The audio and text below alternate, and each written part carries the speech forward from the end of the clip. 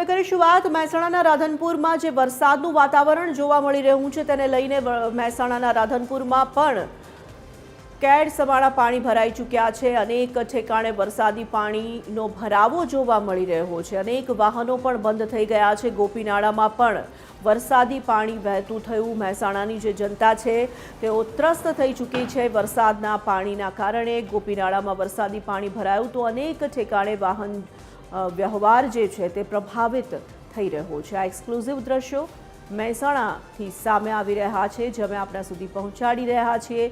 પહેલા વરસાદ અને ત્યારબાદ જે પાણી ભરાયું અને ત્યારબાદ કાદવ કીચડનું સામ્રાજ્ય જોવા મળી રહ્યું છે તેને લઈને લોકોના આરોગ્યની સામે પણ અનેક સવાલો ઉપસ્થિત થઈ રહ્યા છે। તો શહેરમાં વરસાદી ઝાપટું આવ્યું છે પરંતુ સામાન્ય વરસાદ બાદ જ જે પરિસ્થિતિ રાધનપુરમાં જોવા મળી રહી છે તેને લઈને તંત્રની કામગીરી સામે અનેક પ્રશ્નો ઉપસ્થિત થઈ રહ્યા છે।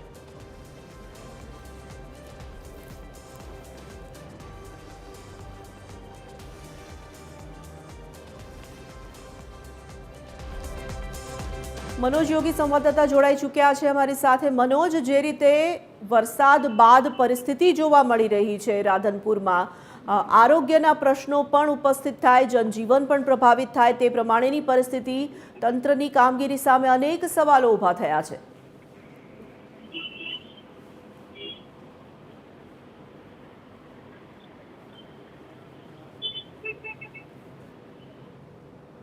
मनोज,